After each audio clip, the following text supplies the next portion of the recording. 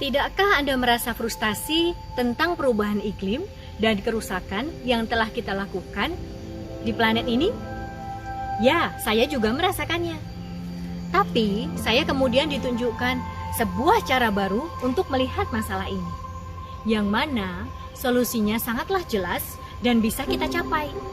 Sebuah solusi yang sesungguhnya ada tepat di bawah kaki kita. Isu perubahan iklim adalah tentang terlalu banyaknya karbon di atmosfer kita. Tapi, karbon bukanlah musuh kita. Karbon adalah bahan penyusun kehidupan. Segala sesuatu yang hidup terbuat darinya, termasuk kita. Permasalahan dan solusinya hanyalah soal keseimbangan. Mari kita mundur ke belakang dan lihat kembali 5 tempat di mana karbon tersimpan di planet kita. Dimulai dari sekitar 500 juta tahun yang lalu, ketika tumbuhan mulai muncul tumbuh di tanah. Karbon mulai bersiklus dalam keseimbangan yang luar biasa di antara kelima tempat penyimpanan karbon tersebut. Sebuah keseimbangan yang memungkinkan bergulirnya kehidupan. Namun kemudian, kita manusia memikirkan bagaimana cara mengambil karbon dari sumber fosil. Kita membakarnya menjadi energi untuk kebutuhan sehari-hari, yang pada akhirnya mengganggu keseimbangan itu. Dari cara kita mengolah lahan dan bertani inilah yang menyebabkan banyak karbon terlepas dari tanah dan biosfer ke atmosfer. Lebih spesifik lagi, kita telah mengeluarkan sebesar 880 gigaton karbon dioksida ke atmosfer. Hal ini mengakibatkan suhu bumi menjadi semakin panas karena suhu yang naik dan karena ketidakstabilan iklim. Saat ini, samudra kita telah menyerap banyak karbon berlebih dari udara sehingga mengakibatkan proses asidifikasi dan banyak kepunahan massal pada organisme laut.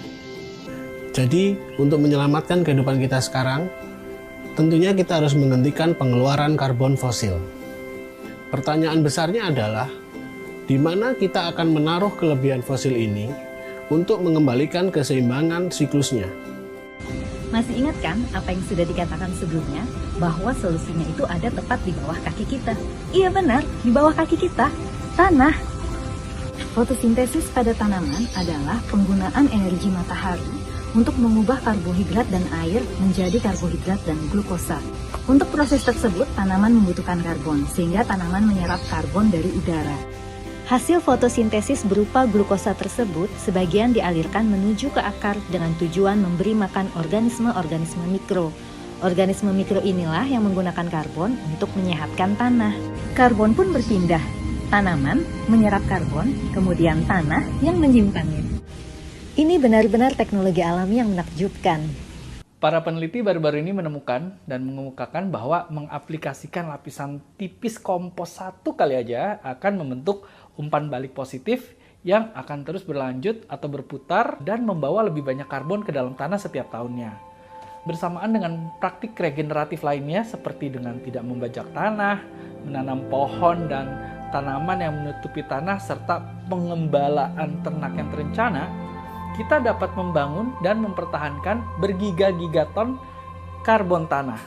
Ini adalah pertanian karbon. Ini adalah pertanian regeneratif. Tidak seperti karbon yang ada di atmosfer, semakin banyak karbon yang ada di tanah akan semakin bagus.